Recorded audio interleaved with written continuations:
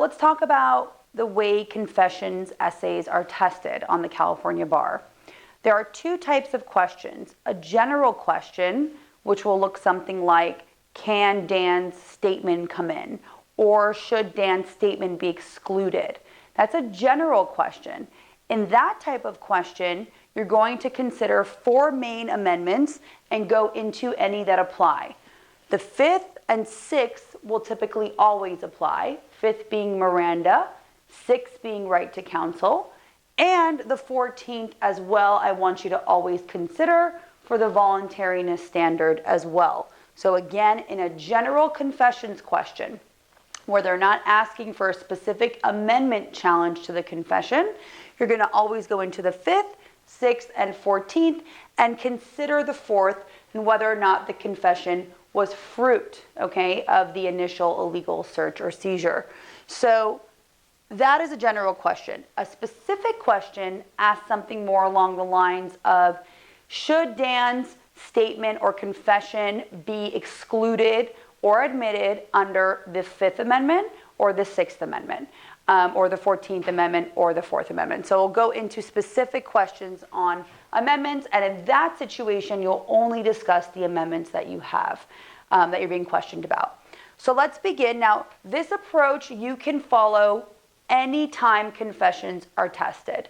So this is not something that you need to reference the long outline too much for, because you can really follow this to a T, maximize your points, and do really well. The only thing you may want to reference the long outline for here are the exceptions to the admissibility hurdles, the amendments. So that's the only real area, or maybe you need a little bit more elaboration on the rules. Okay, let's begin.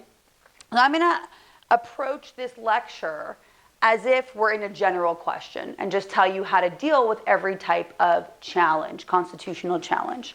So if you go to your approach, we have the 5th Amendment, that is Miranda. Make sure you don't just make a heading 5th Amendment, but you actually make a heading 5th Amendment and label it as Miranda. The 5th Amendment can stand for a lot of different things. That will go for the 6th, right to counsel, 14th, voluntariness, and the 4th Amendment, fruit of the illegal search. So make sure you label what part of the amendment you are referencing. Now, it would be smart to start with a heading.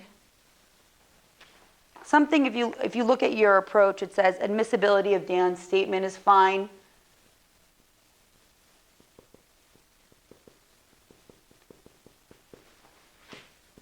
Of the defendant's statement. And you go into the amendments. So first one we'll deal with is Miranda. Let's go to your rule.